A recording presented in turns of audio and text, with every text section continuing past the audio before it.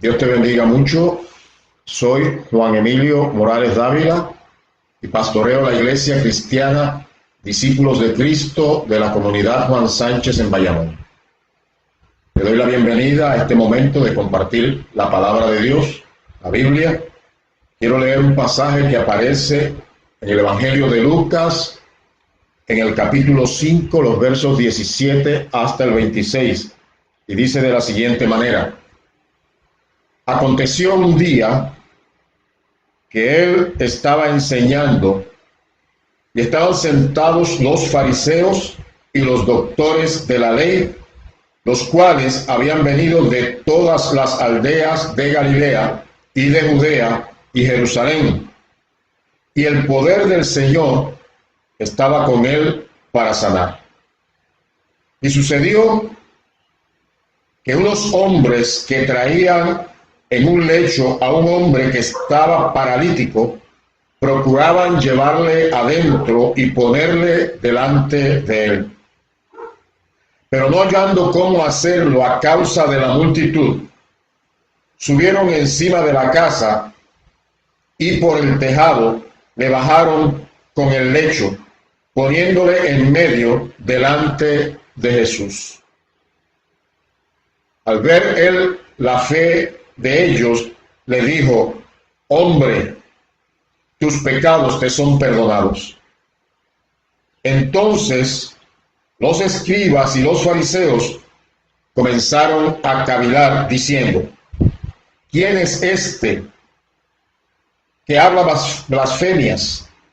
¿Quién puede perdonar pecados sino solo Dios?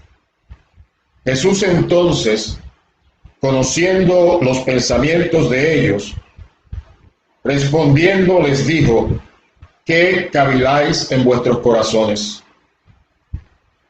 ¿Qué es más fácil decir: tus pecados te son perdonados? ¿O decir: levántate y anda? Pues para que sepáis que el Hijo del Hombre tiene potestad en la tierra para perdonar pecados, dijo al paralítico: a ti te digo, levántate, toma tu lecho y vete a tu casa. Al instante, levantándose en presencia de ellos y tomando el lecho en que estaba acostado, se fue a su casa glorificando a Dios. Y todos, sobrecogidos de asombro, glorificaban a Dios y llenos de temor decían: hoy hemos visto maravillas. Quiero hablarte de lo que es una doble bendición: ser perdonado y ser sanado por Jesús. Es el caso de este hombre. El pasaje comienza diciendo que Jesús estaba en una casa, en su casa, y estaba enseñando. Y habla de que había una gran multitud, y dentro de esa multitud habían venido un grupo de líderes religiosos de su tiempo. Habían venido los fariseos y los doctores de la ley. Otra forma de decirlo es los escribas. Eran maestros de Israel. Estos que vinieron para escuchar a Jesús, además del pueblo común, habían formado una multitud que se apretaba alrededor de la casa para poder escuchar la palabra de Dios a través de Jesucristo. Cuando Jesús enseñaba, cuando predicaba, su palabra siempre impactaba el corazón de sus oyentes.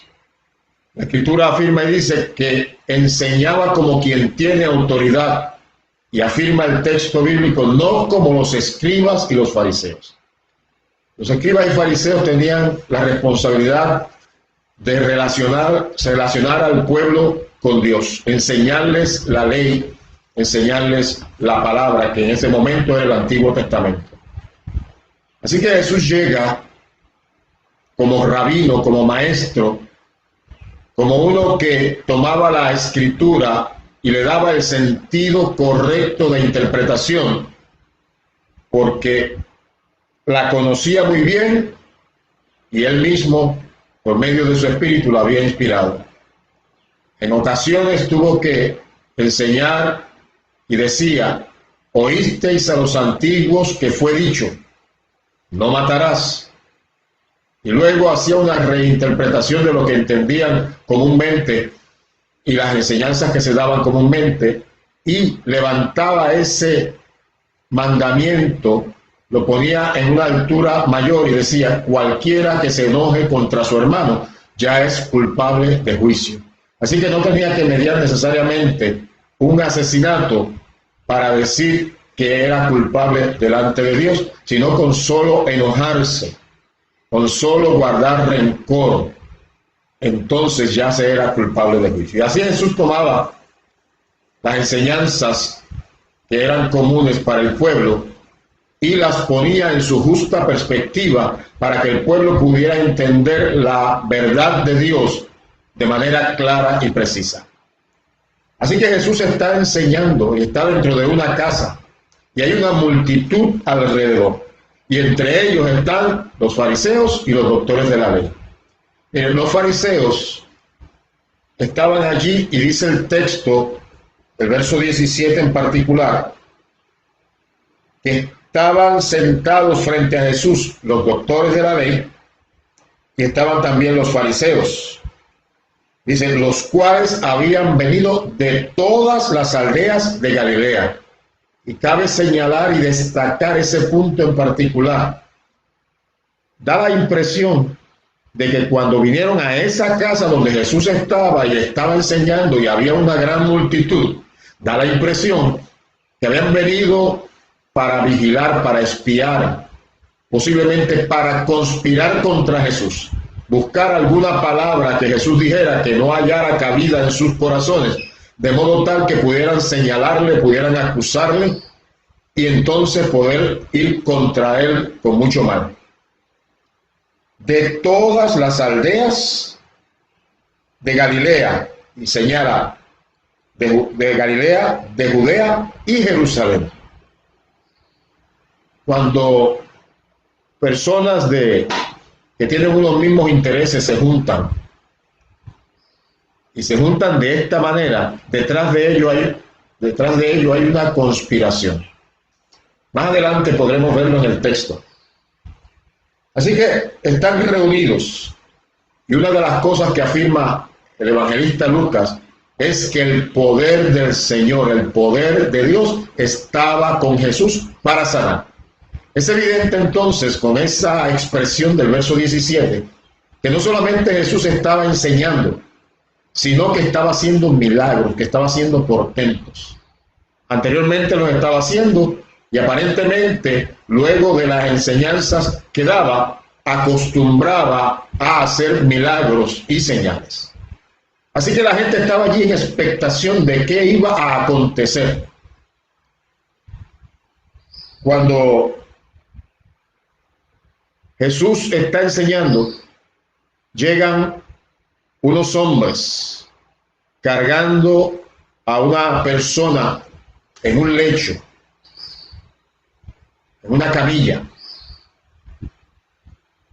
y lo traían porque estaba quebrantado de salud, gravemente quebrantado de salud, estaba paralítico. La Biblia no nos dice cómo llegó a estar en esa condición, no nos dice si nació con condición de parálisis o si posteriormente le acometió esta situación de enfermedad. Pero entonces el texto dice que este hombre que estaba necesitado porque era paralítico tiene amigos solidarios, amigos cargados de fe, amigos que al igual que él posiblemente habían estado escuchando acerca de este Jesús. Habían escuchado acerca de los milagros y señales que él estaba haciendo y de la palabra con autoridad que daba. Así que, cargados de fe, se acercan al lugar donde Jesús está para traer a su amigo, pero encuentran un obstáculo. Encuentran que hay una multitud. Las multitudes estaban alrededor de la casa y dentro de la casa. Y era un obstáculo físico. Pero yo pensando que en muchas ocasiones, aun cuando no haya gente ocupando un lugar que impida el paso para acercarse a Jesús en el sentido físico, a veces las multitudes son obstáculos para que uno se acerque a Jesús. Miren lo que pienso. Las creencias comunes de la gente, particularmente que se convierten en refranes, en dichos, en memes, se dice en este tiempo, y que van pasando de una mente a otra, de una persona a otra, y se van adoptando hasta el punto que esos dichos, que esos refranes, que esos memes, se toman como si fuera una verdad absoluta. Y al tomarlos de esa manera, entonces la gente que los escucha da por sentado de que las cosas son como dice ese refrán, ese dicho, ese meme. Déjenme dar un ejemplo concreto. En una de las clases de discipulado, las cuales acostumbro a dar, una de las personas nuevas en el Evangelio está escuchando, y cuando estuvimos leyendo un texto de la Escritura que hace mención del infierno, la persona interrumpió y dijo: adiós, pero yo pensaba que no había infierno, porque lo que se dice es que el infierno es aquí en la tierra, con todos los sufrimientos y padecimientos que pasamos. Eso es el infierno. Así que tuvimos que tomar la Escritura y tomar ese tema en particular y seguir enseñando acerca de lo que la Biblia dice, de esa realidad de que hay un cielo, pero que también hay un infierno. El cielo para ir a estar en la presencia de Dios en una experiencia de salvación y vida eterna, pero también el infierno para perpetuamente estar bajo condenación a aquellos que no reciben la salvación y vida eterna que Cristo ofrece gratuitamente. Así que tuvimos un tiempo para poder enseñar y para poder desarraigar del corazón de esa persona y posiblemente de otros de los que estaban en la clase, que aunque no lo mencionaran, posiblemente pensaban igual, que ese refrán, que ese dicho común y corriente se había adoptado como una verdad y hubo que desarraigarlo del corazón utilizando la palabra.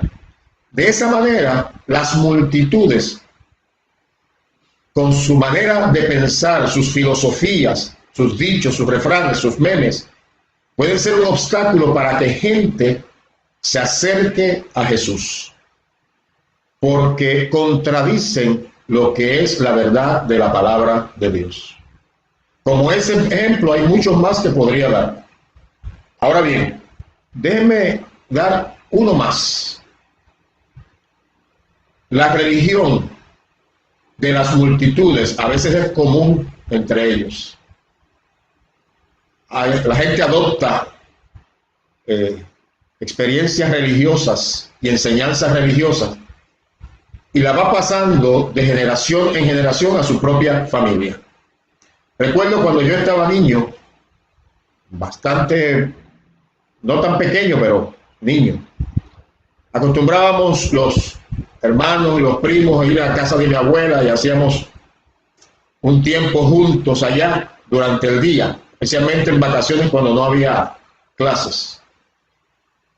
Y cada domingo en particular había una persona llamada Natalio Báez, que se había hecho muy cercano a nuestra familia, un amigo muy cercano. Y cada domingo, cuando se salía del culto, él iba a casa de mi abuela, donde nos reuníamos, compartía con nosotros, comía con nosotros, pasaba un buen tiempo allí y luego en la tarde regresaba a su casa. Lo que yo de niño no sabía y supe mucho más tarde, era que cuando Natalio Báez, Nato le decíamos, había hecho la decisión para recibir a Jesús como Salvador y Señor de su vida, y la familia inmediata donde él vivía, sus padres, hermanos, lo supieron, lo botaron de la casa. Un día llegó del culto y a la casa, ¿no? Después del culto que estuvo con nosotros, llegó a su casa y allí le tenían su baúl con toda su ropa y jamás le recibieron en su casa. Lo desecharon porque había cambiado de religión, según los familiares. En este caso había cambiado una religión por una relación personal con Jesucristo, quien le había dado salvación y vida eterna. Había dejado su vieja religión para recibir a Jesús como Salvador y Señor. Así que su familia, su red familiar, se convirtió en un obstáculo en su vida, tratando de que él no se mantuviera en Jesús. Gracias al Señor, él optó por mantenerse en Cristo en lugar de satisfacer la expectación que tenía su familia para que él se mantuviera en una religión en lugar de una relación con Dios por medio de Jesucristo. Así que las multitudes, las personas pueden ser un obstáculo para que uno se allegue a Jesús. En el caso de este pasaje bíblico, la multitud lo que hacía era un impedimento físico. Llegan estos hombres, llegan con su amigo paralítico, y cuando procuran entrar para llevar al enfermo delante de Jesús, no pudieron, dice el texto, a causa de la multitud. Cuando uno tiene alguna situación de obstáculo para llegar a Jesús, debe buscar alguna manera de hacerlo independientemente de esos primeros obstáculos que uno se puede encontrar. Porque en ello el maligno va a procurar poner su mano de manera tal que el propósito de Dios no se cumpla. Uno de los elementos que son necesarios para sobrepasar los obstáculos es la fe. Estos hombres tenían una fe inquebrantable y evidentemente el que estaba paralítico de igual manera. Así que dice el texto que como no pudieron entrar por esas escaleras exteriores que había en las casas de ese tiempo, subieron al tejado y descubrieron el techo, que posiblemente estaba hecho de barro y paja o de tejas, según el caso del Evangelio de Lucas, dice tejado, así que eran tejas posiblemente. Ahora bien, descubrieron un hueco, hicieron un hueco en ese techo y por ahí, en un gran esfuerzo, amarraron la camilla por las 4 puntas y bajaron al enfermo y lo pusieron delante de donde Jesús estaba. Cuando Jesús lo vio y vio a sus amigos, el texto bíblico dice que al ver Jesús la fe de ellos, la fe es esencial para vencer obstáculos y llegar a Jesús y obtener de Jesús perdón y obtener milagros de salud, de provisión, de otras situaciones que necesitamos la intervención divina. Al ver Jesús la fe de ellos, la Biblia habla acerca de la fe. En Hebreos capítulo 11, en el verso 1 dice, es pues la fe la certeza de lo que se espera, la convicción de lo que no se ve. Este grupo de hombres y el enfermo tenían fe suficiente para recibir milagros. Tenían convicción, tenían seguridad, estaban en expectación de que este Jesús haría un milagro y restauraría la salud de este paralítico. Posiblemente lo que no se esperaban estos amigos, y tampoco se esperaba el paralítico, aunque quién sabe si dentro de lo profundo de su corazón estaba clamando sin palabras, pero con su pensamiento, la intervención de este Jesús para recibir restauración espiritual. Cuando Jesús nos mira más allá de lo que se ve en primera instancia. Cuando nosotros los seres humanos miramos a los demás, los vemos físicamente, pero no podemos penetrar en lo profundo del corazón. Sin embargo, Jesús sí podía hacerlo. La Biblia dice claramente que Jesús no tenía necesidad de que se le dijera qué había en el corazón de los hombres, porque él lo podía conocer, él lo discernía.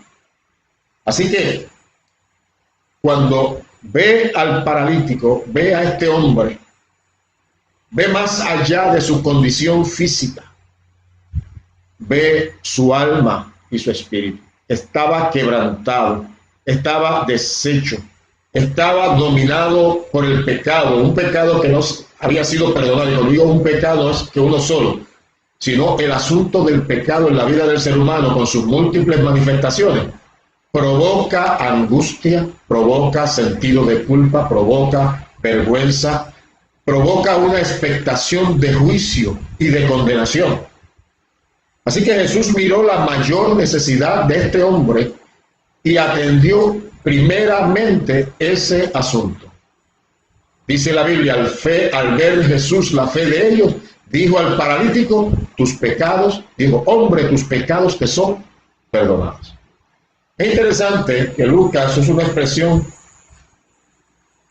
refiriéndose al paralítico y pone en boca de Jesús diciendo hombre. Pero cuando uno va al Evangelio de Mateo,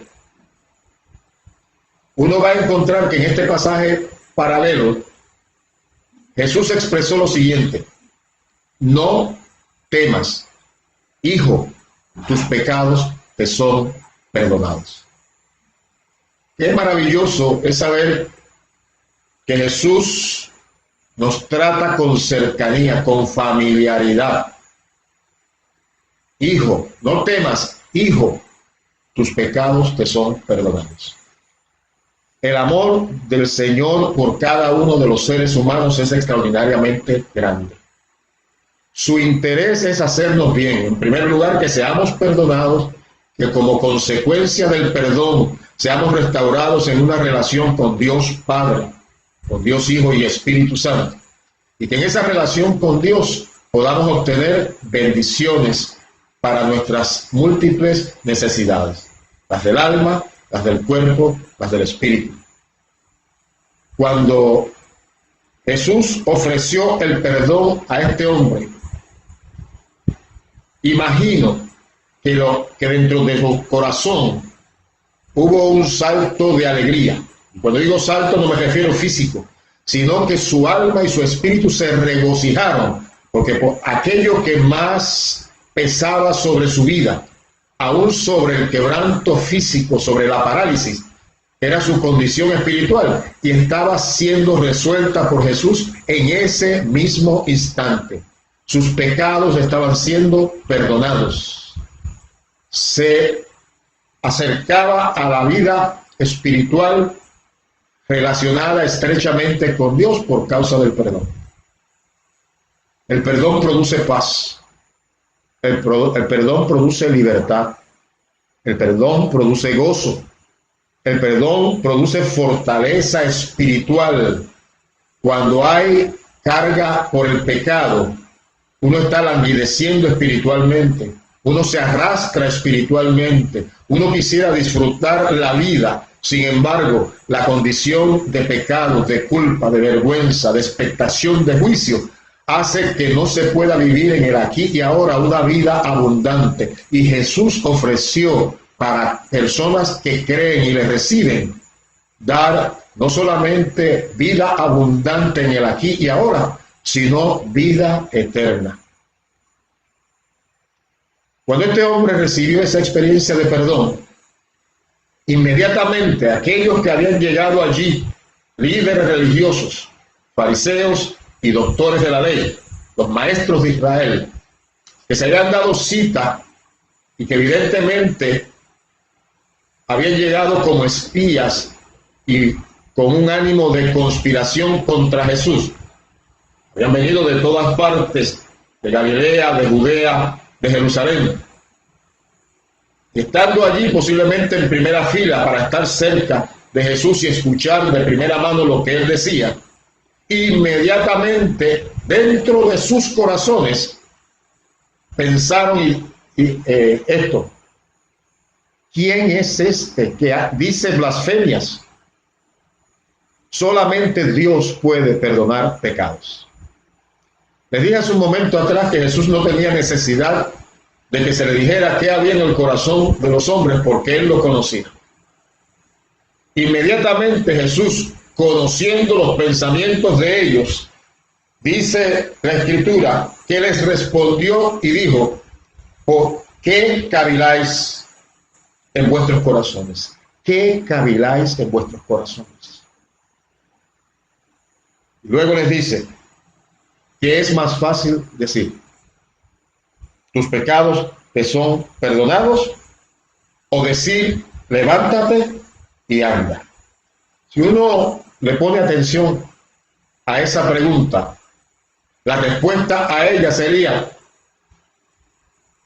es más fácil decir tus pecados te son perdonados, porque es algo que lo va a experimentar solamente la persona que recibe el perdón, y como consecuencia los efectos del perdón que traen bendición a su vida.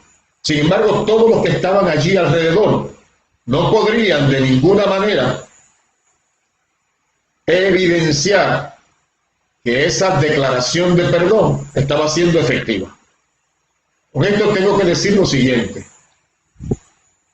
cuando tú y yo nos acercamos al Señor y le pedimos perdón por nuestros pecados y somos perdonados como respuesta de Dios para nosotros por medio de Jesucristo, te aseguro que viene una convicción, una seguridad extraordinaria de que ese perdón es efectivo. Una de las cosas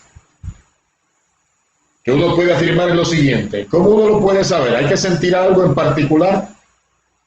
No necesariamente hay que sentir, aunque se experimenta paz, libertad y una experiencia de gozo. Pero aún así, si eso no pasara inmediatamente, déjenme llevarle a lo que dice la Escritura. La Biblia dice que el Señor es fiel y verdadero. Y la pregunta que yo tendría que hacer es: el Señor Jesús, Dios Padre, Dios Hijo y Espíritu Santo, ¿Dios mentiría? Absolutamente no. Así que cuando Él afirma que aquel que le recibe, que aquel que pide perdón, que aquel al cual se le declara sus pecados perdonados, eso se opera inmediatamente y de forma real, independientemente se sienta o se deje de sentir alguna experiencia sensorial. Si Él lo dijo, es la verdad, y eso se opera inmediatamente. La experiencia de seguridad de vida eterna se opera en el corazón del que cree, y el Espíritu Santo de Dios viene a dar testimonio a nuestro espíritu de que somos hijos de Dios. Es una seguridad, es una convicción. Por eso digo, quien la experimentó fue el paralítico. Los demás no lo podían percibir. Así que cuando Jesús pregunta ¿qué es más fácil decir? Tus pecados te son perdonados, o levántate, toma tu lecho y anda, vete a tu casa. La respuesta que pudieron haber dado tanto los fariseos como los escribas, doctores de la ley, los maestros de Israel, hubiese sido: es más fácil decirlo, tus pecados te son perdonados. Pero Jesús, que tenía el poder de Dios, el poder del Señor sobre sí para sanar, dijo lo siguiente: pues para que sepáis, para que no nos quede lugar a dudas, para que tengan la convicción en su corazón, para que sus corazones se carguen de fe por causa de la obra milagrosa, pues para que sepáis que el Hijo del Hombre tiene potestad en la tierra para perdonar pecados, dijo al paralítico: a ti te digo, levántate, toma tu lecho y vete a tu casa. Dice la Biblia, al instante, levantándose en presencia de ellos y tomando el lecho, la camilla en que estaba acostado, se fue a su casa glorificando a Dios. Llegó cargado por unos amigos. La multitud le impedía entrar. Los amigos y él, cargados de fe, llegaron a la frente de Jesús porque sus amigos le bajaron por el techo. Se operó el milagro del perdón de su alma y como consecuencia de la bendición de Dios, también se operó el milagro de la restauración de su salud física. El paralítico dejó de ser paralítico, se pudo levantar en presencia de todos, tomó su camilla, su lecho y se fue a su casa. Y dice el texto, glorificando a Dios. No era para menos. Había recibido el mayor milagro, perdón de sus pecados, y un milagro, no, que aunque es importante, a su vez es secundario, recibió la salud del cuerpo. Y usted dirá, pastor, pero ¿cómo es eso de que un milagro de restauración de la salud es secundario? Sí, porque lo más importante para cualquier ser humano no es sanarse. Y Dios hace milagros y sana. Podría testificar de experiencias personales, experiencias en mi familia, experiencias de mucha gente que conozco y que he pastoreado. Sin embargo, oiga bien lo que voy a decir. El milagro más grande es la salvación del alma, porque el alma es eterna. Y si experimenta uno salvación y vida eterna, el día que le toque a uno partir, porque todos nos vamos a morir, sea de una enfermedad o sea de súbitamente que partamos a la eternidad, entonces lo más importante era tener seguridad de vida eterna. Ahora bien, hay gente que recibe milagros de salud y se apartan de Dios o sencillamente no reciben al Señor como Salvador de su vida. Y pueden caminar X cantidad de tiempo sobre la faz de la tierra, pero al fin su alma se pierde. Hay una enseñanza de Jesús, entre las muchas que hay sobre este tema, cuando Él habló una parábola, está registrada en el Evangelio de Lucas y en algún otro lugar de los Evangelios. Jesús enseñando habló una parábola sobre esta importancia del alma y de la eternidad. Así que en el capítulo 12 de Lucas, los versos 16 al 21, quiero leer esa parábola para afirmar que lo más importante para cualquier ser humano es que tenga salvación y vida eterna, que su alma se salve, que sea perdonado. Y que Dios en su gracia y misericordia nos da añadiduras, y entre esas añadiduras vienen los milagros de restauración de la salud. Pero mire bien esta parábola. Los versos 16 al 23 del capítulo 12 de Lucas dicen de la siguiente manera. También les refirió una parábola diciendo, la heredad de un hombre rico había producido mucho, y él pensaba dentro de sí, diciendo, ¿qué haré? Porque no tengo dónde guardar mis frutos. Y dijo, esto haré, derribaré mis graneros y los edificaré mayores, y allí guardaré todos mis frutos y mis bienes. Y diré a mi alma, alma, muchos bienes tienes guardados para muchos años, repósate, come, bebe, regocíjate.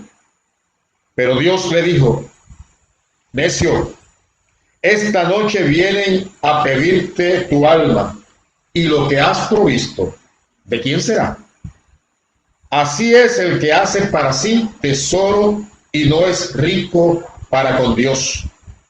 Dijo luego a sus discípulos, por tanto os digo, no os afanéis por vuestra vida, que comeréis, ni por el cuerpo, que vestiréis. La vida es más que la comida, y el cuerpo más que el vestido. En esa parábola, en términos generales, Jesús está afirmando la importancia que tiene el alma sobre el cuerpo. Este paralítico pudo haber sido sanado sin haber sido perdonado. Y finalmente, cuando le tocara morir, iría a la eternidad a condenación. Sin embargo, había recibido el mayor tesoro, salvación y vida eterna. Sus pecados habían sido perdonados. Pero juntamente con eso, como añadidura y como una demostración de Jesús de que tenía autoridad y poder para perdonar pecados aquí en la tierra, entonces obró el milagro de la restauración de la salud de este hombre. Hizo un milagro y lo sanó. La Biblia afirma y dice: ¿de qué le vale al hombre, al ser humano, que granjeare todo el mundo y al fin se perdiere su alma? Lo más preciado de cualquier persona es su alma. Este hombre rico de la parábola, su hacienda produjo muchos bienes, muchos frutos, pero al fin y al cabo, cuando él estaba pensando en que iba a durar muchos años y que iba a disfrutar de todos sus bienes, Dios le dijo: necio, esta noche vienen a pedir tu alma, y lo que has guardado, ¿de quién será? Las cosas materiales se quedan, pero el alma es eterna. A los discípulos se les dijo que no se preocuparan, que no se afanaran por qué habrían de comer, qué habrían de vestir.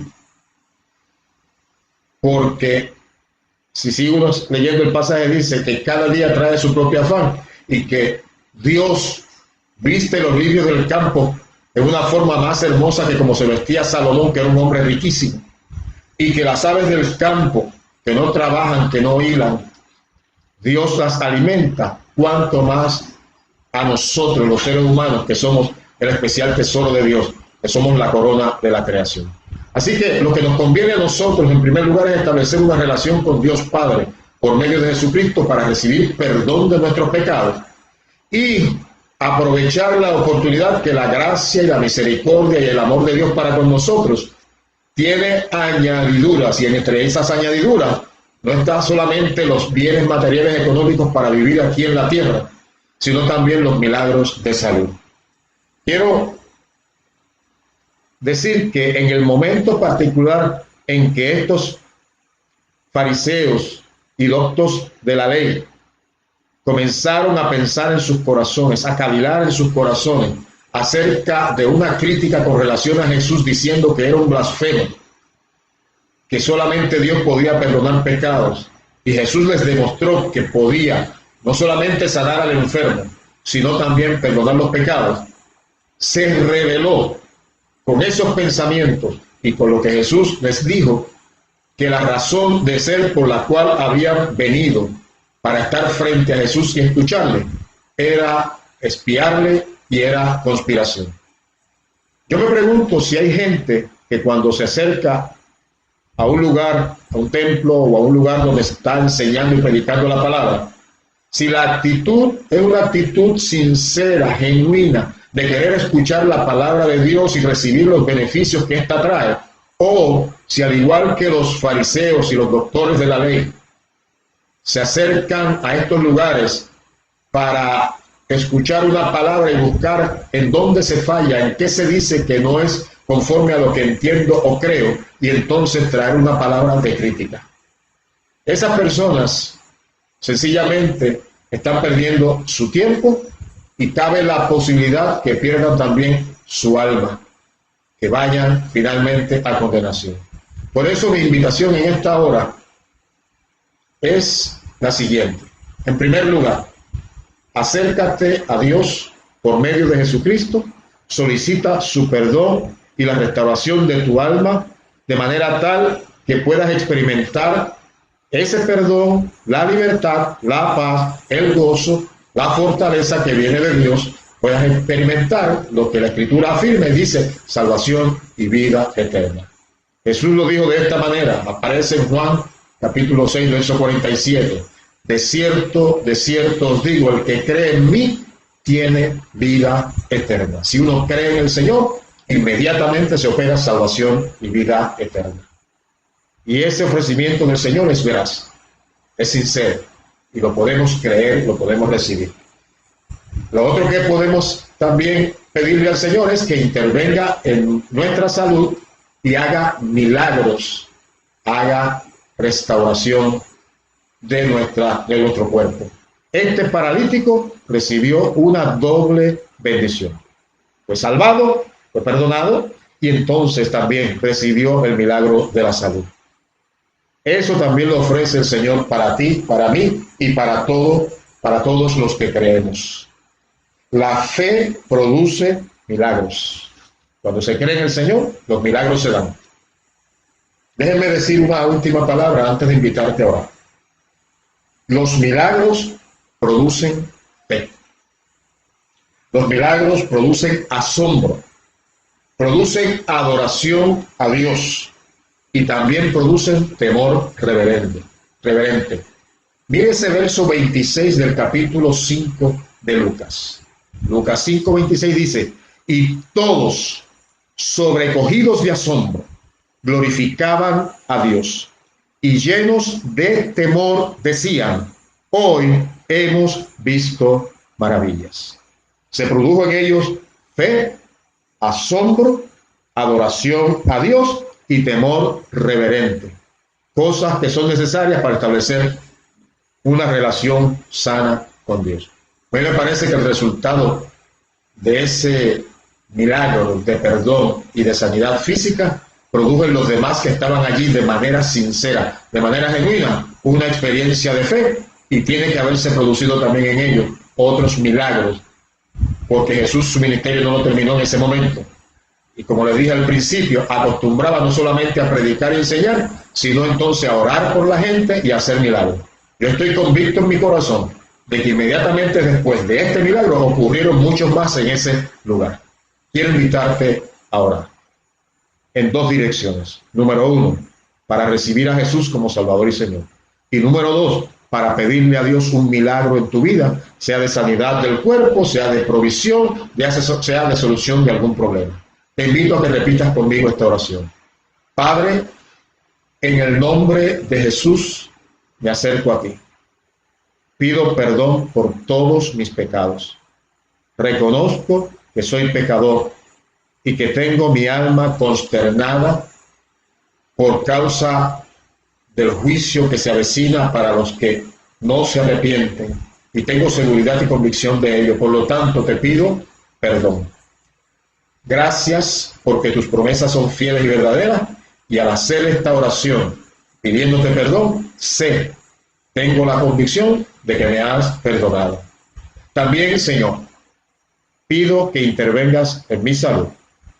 Haz milagros de restauración de mi cuerpo. Así, Señor, pido que obres y que esos milagros que se den sirvan para testificar a otros de tus maravillas. En el nombre de Jesús. Amén. Si has hecho esta doble oración conmigo, te invito a que busques tan pronto termine este proceso de pandemia. No sabemos cuánto tiempo durará, pero que te congregues. Busca una iglesia donde está. En este tiempo se está haciendo de manera virtual, como lo estoy haciendo yo ahora. Así que conéctate con la palabra de Dios. Y tan pronto todo esto pase, ve a alguna iglesia y reúnete. Allí recibirás palabra de Dios, allí tendrás comunión con los hermanos, allí podrás adorar juntamente con otros, allí podrás ser enseñado.